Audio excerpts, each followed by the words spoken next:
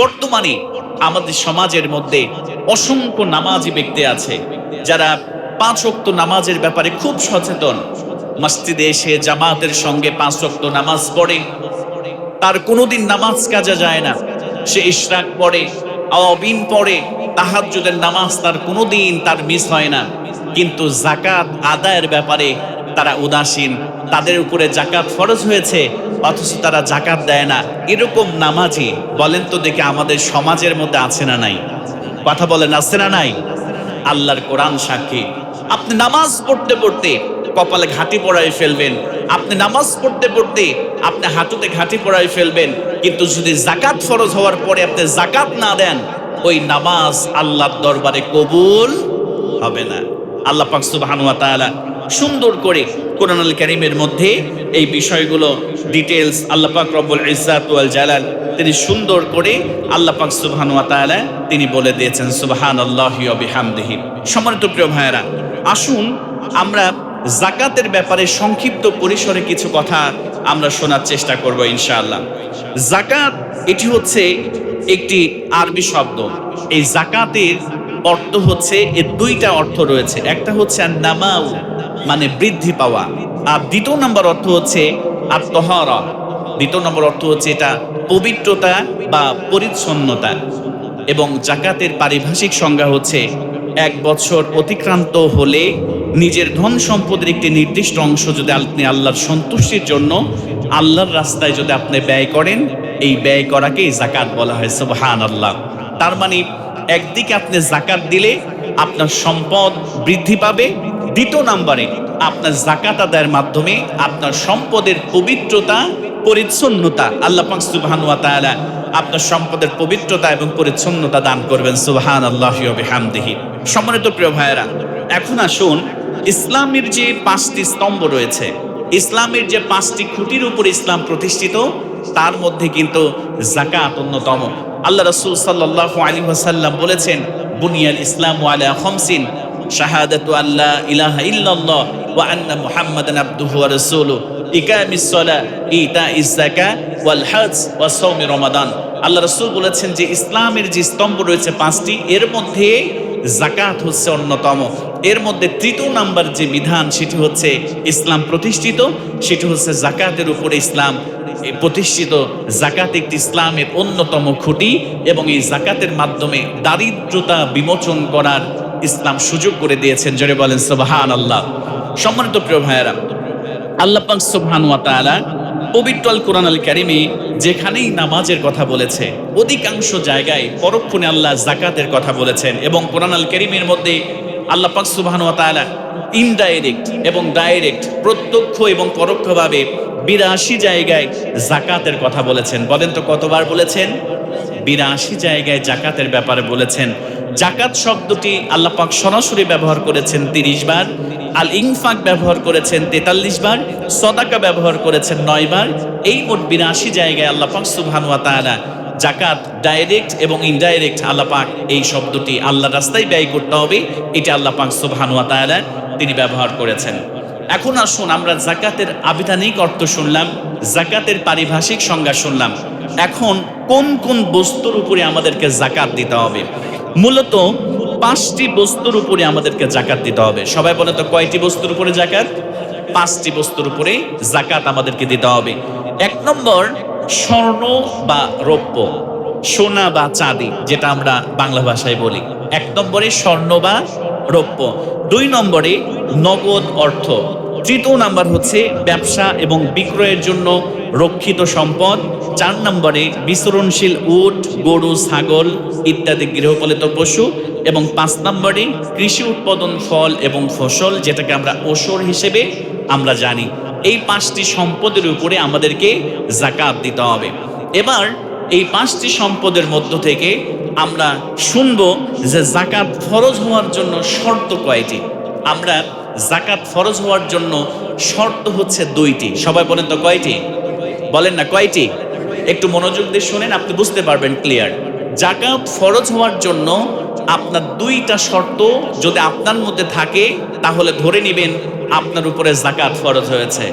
যাকাত ফরজ হওয়ার জন্য এক নম্বর শর্ত হচ্ছে নিসাব পরিমাণ সম্পদের মালিক হওয়া।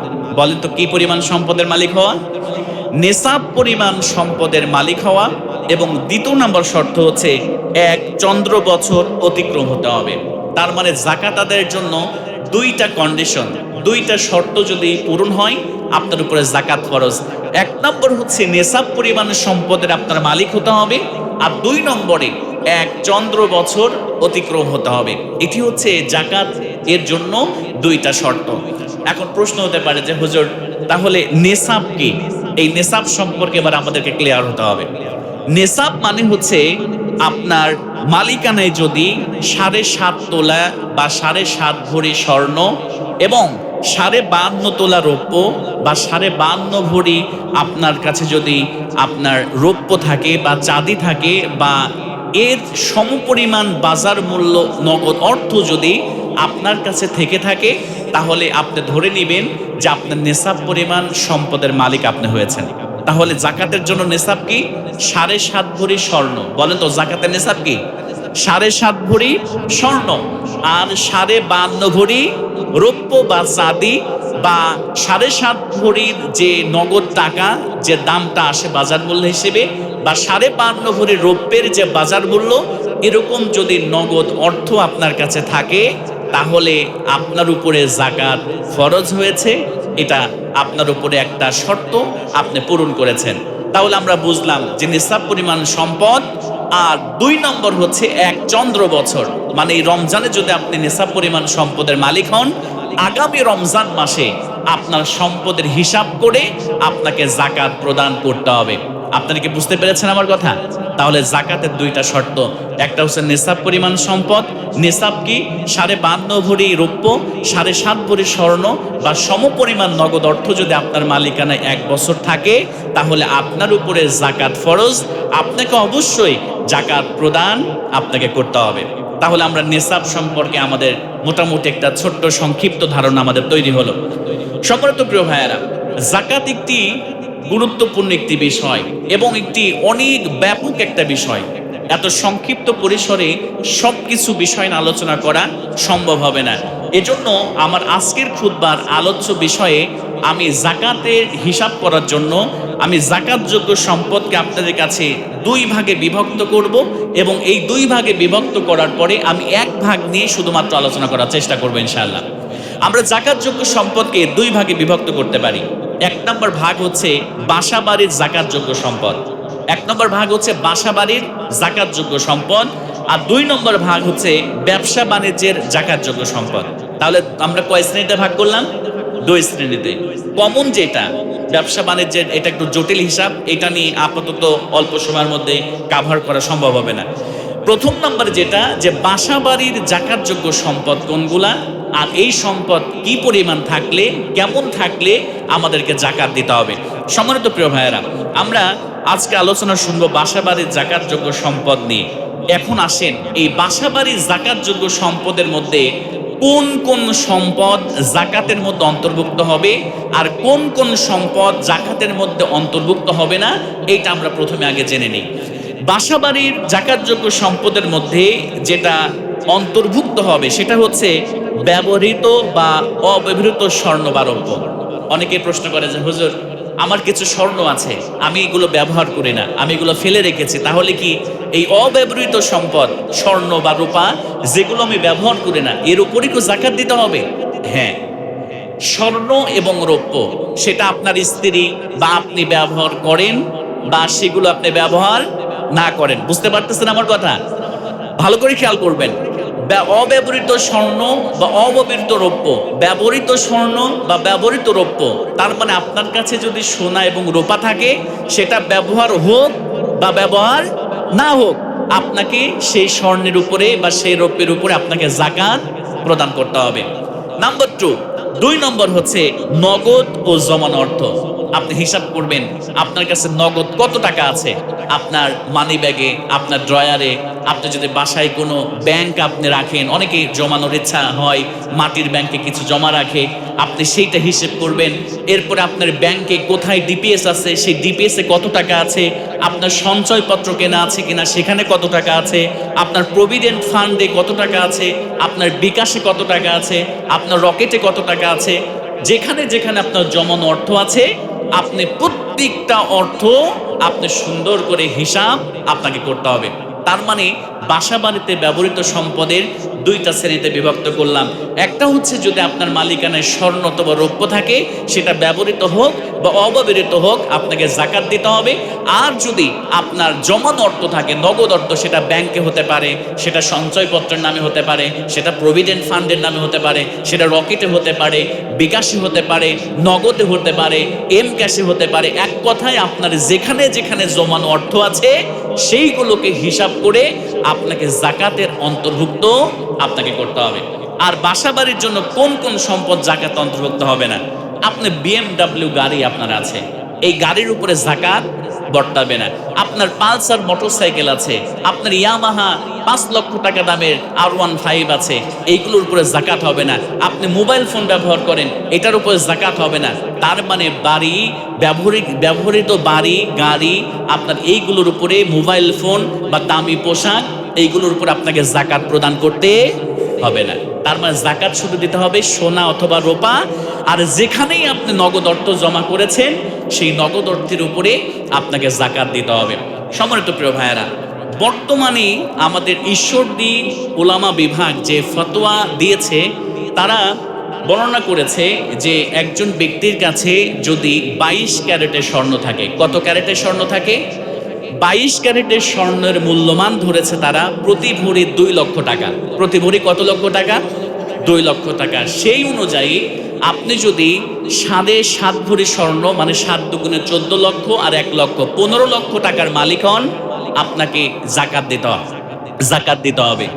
আপনি যদি রৌপ্যের মালিক হন 52.5 ভরি, তাহলে 2,10,000 টাকা, 4,000 টাকা ভরি ধরা হয়েছে।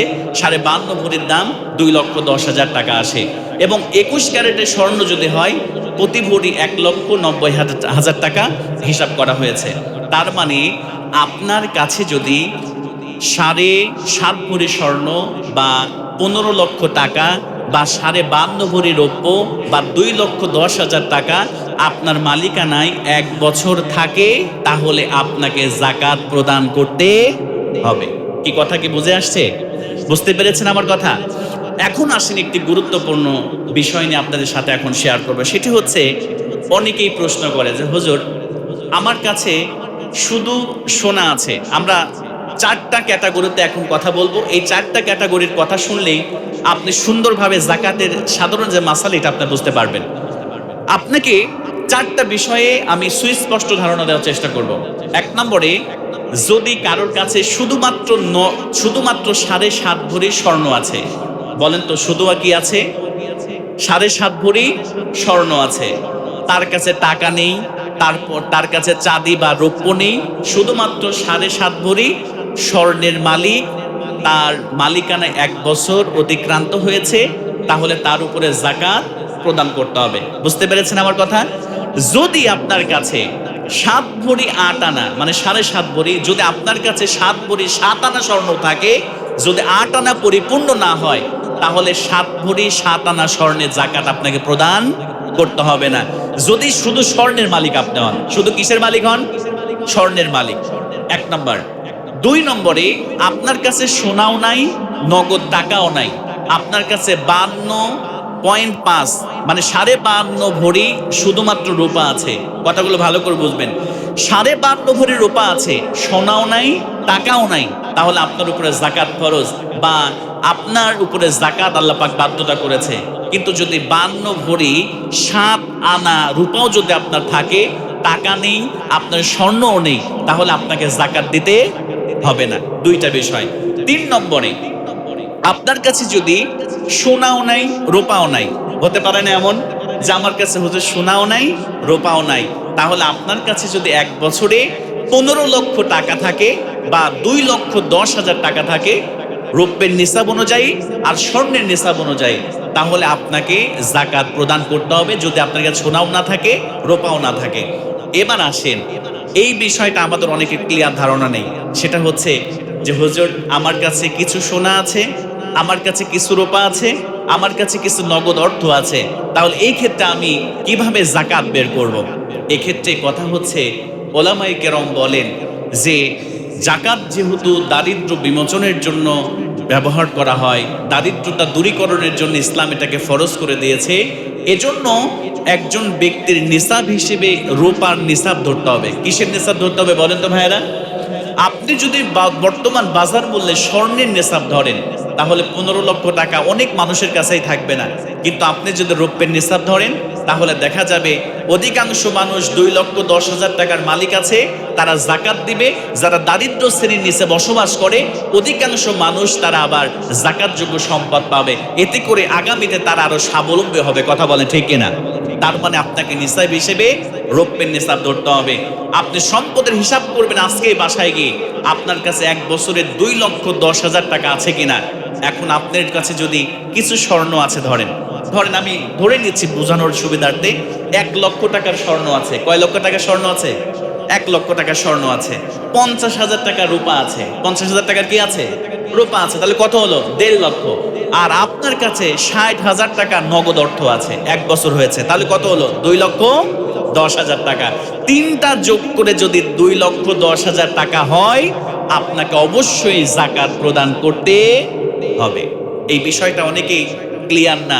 অনেকেই মনে করে শুধু টাকা থাকতে হবে, সোনা থাকতে হবে বা রূপা থাকতে হবে। না, বিষয়টা হচ্ছে তিনটা মিলে যদি আপনার কাছে নেশাব পরিমাণ সম্পদ 52 ভরি রূপা বা 2,10,000 টাকা এই বছরে আপনার মালিকানায় থাকে, আপনাকে অবশ্যই যাকাত প্রদান করতে হবে। সম্মানিত প্রিয় ভাইয়েরা, হয়তো অনেকেই মনে করি যে এত টাকা যাকাত দিব, আমার সম্পদ তো কমে যাবে।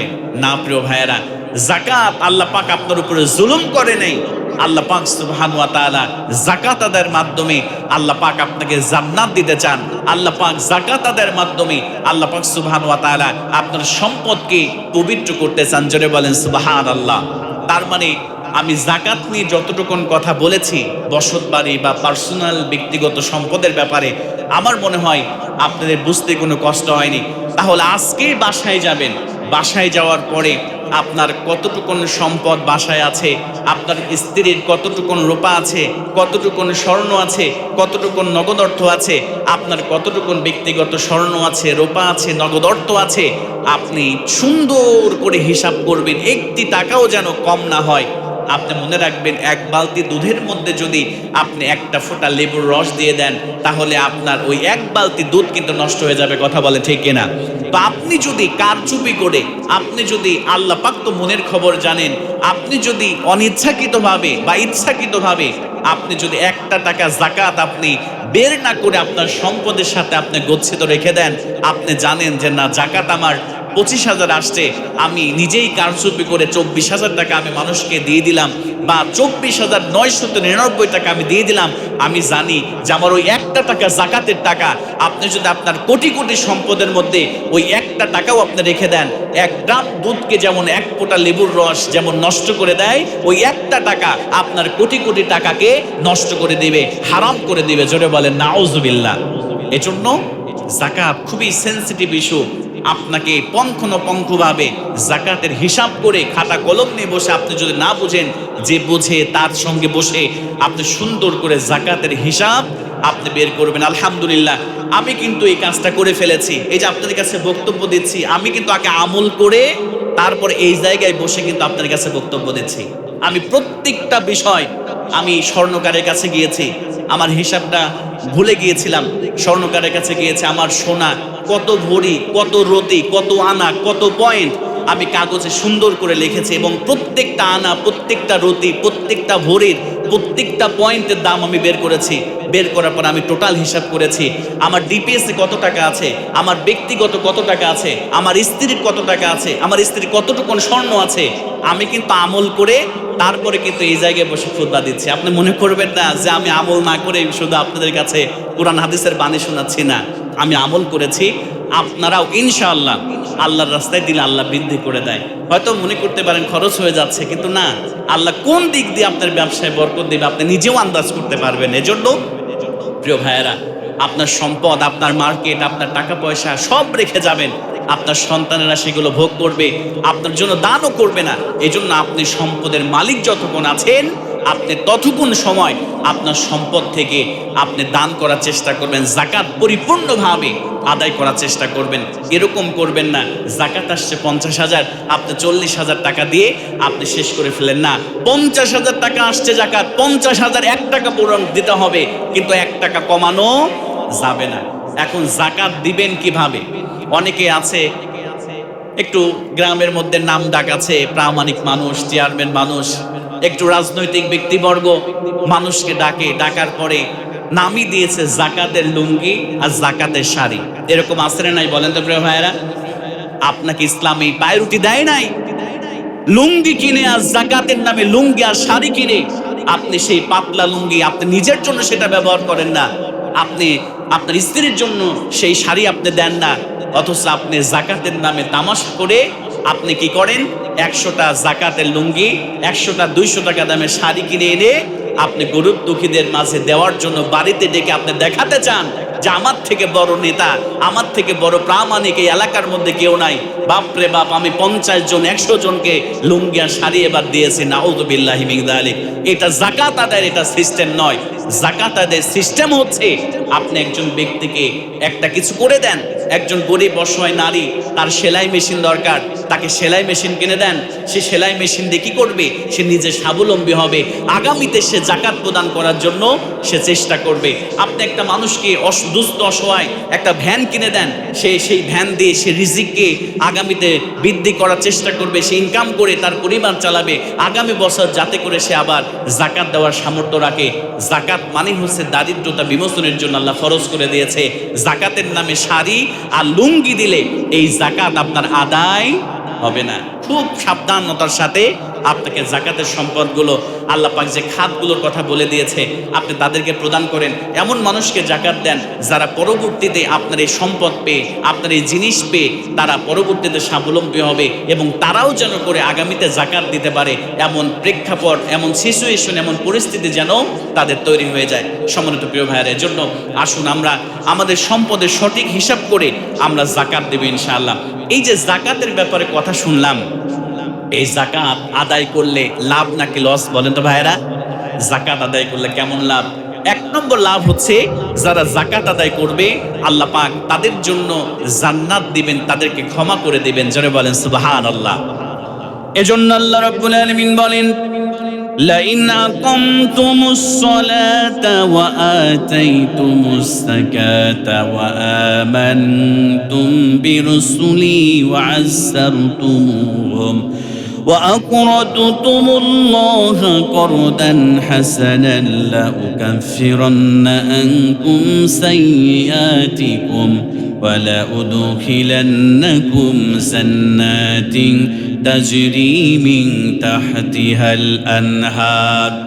আল্লাহ রাব্বুল আলামিন বলেন, যারা নামাজ প্রতিষ্ঠা করবে, যারা নামাজ পড়বে আর যারা যাকাত প্রদান করবে, আল্লাহ পাক সুবহানাহু ওয়া তাআলা সুন্দর করে বলে দিলেন, যারা রাসূলের প্রতি ঈমান আনবে আর আল্লাহকে করদে হাসানা প্রদান করবে, রব্বুল আলামিন বললেন তাদের 1 নম্বর পুরস্কার হলো আমি আল্লাহ পাক সুবহানাহু ওয়া তাআলা তাদের জীবনের সমস্ত গুনাহগুলোকে মাফ করে দিব। আর আমি আল্লাহ পাক সুবহানাহু ওয়া তাআলা এমন জান্নাত আমি তাদেরকে দান করব যে জান্নাতের তলদেশ দিয়া ঝর্ণা ধারা প্রবাহমান। জোরে বলেন সুবহানাল্লাহ।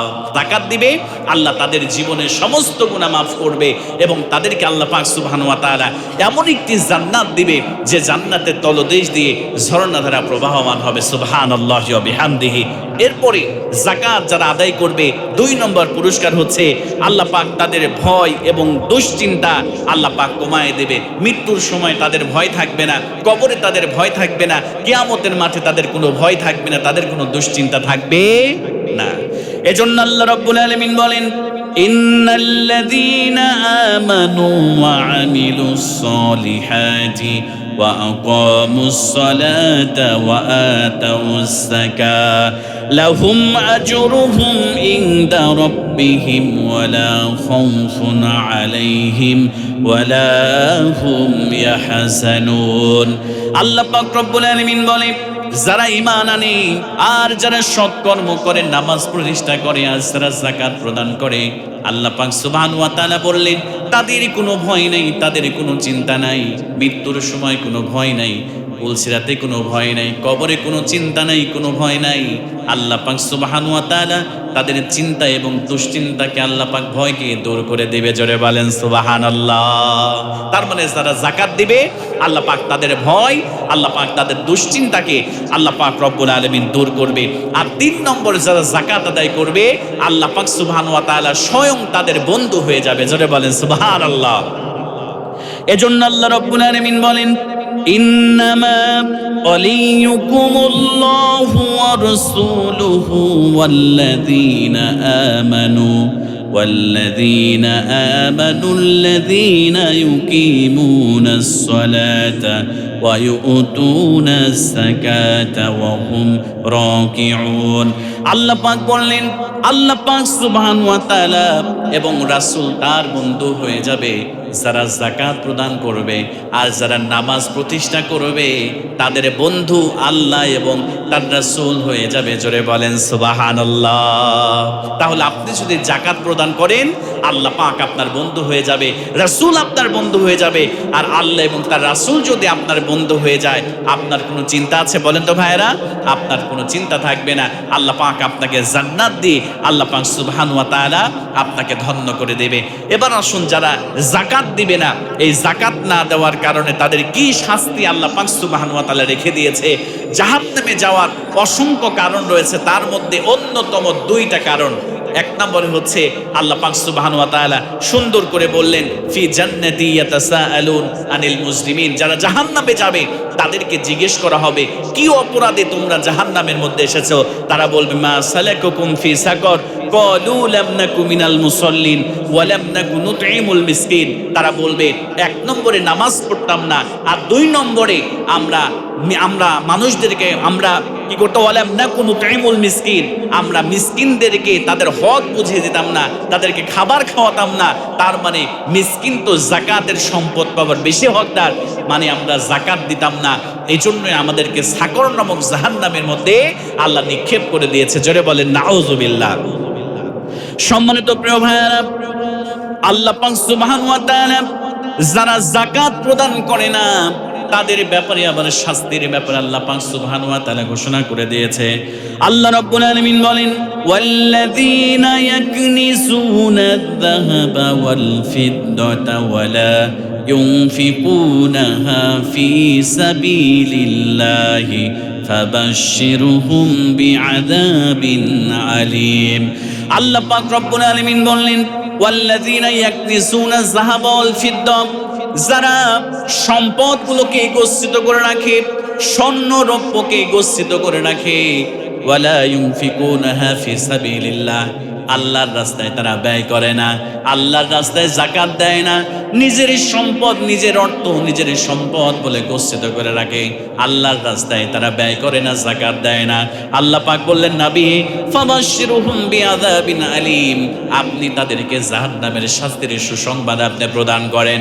আল্লাহ পাক সুবহানাহু ওয়া তাআলা বললেন ইয়াউমা ইউহমা আলাইহা ফি নারি জাহান্নাম, আল্লাহ পাক যারা যাকাত দিবে না, যারা সম্পদগুলোকে গচ্ছিত করবে, আল্লাহর রাস্তায় যারা ব্যয় করবে না, আল্লাহ পাক বললেন কিয়ামতের দিন ওই সোনাগুলোকে ওই রূপাগুলোকে আল্লাহ জাহান্নামের আগুন দ্বারা সেইগুলোকে পুড়াবে, লাল টকটকে করবে।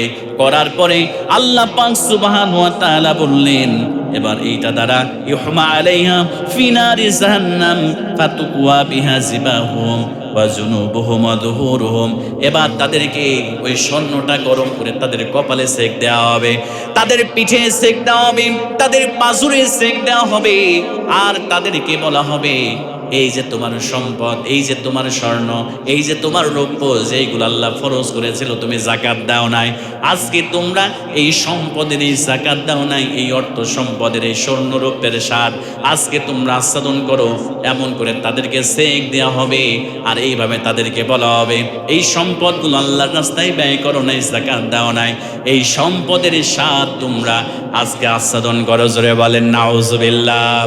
আবার রাসূলুল্লাহ বলেছেন যারা যাকাতের সম্পদ যারা আল্লাহর রাস্তায় ব্যয় করবে না, যারা যাকাত দিবে না, আল্লাহ নবী বললেন কাল কিয়ামতের দিন কঠিন মুসিবতের সময় আল্লাহ পাক সুবহানাহু ওয়া তাআলা এই সম্পদগুলোকে একটা বিষাক্ত সাপের আকৃতি বানায় দিবেন, আর ওই সাপটা তার গলার সঙ্গে পেঁচায় দেওয়া হবে।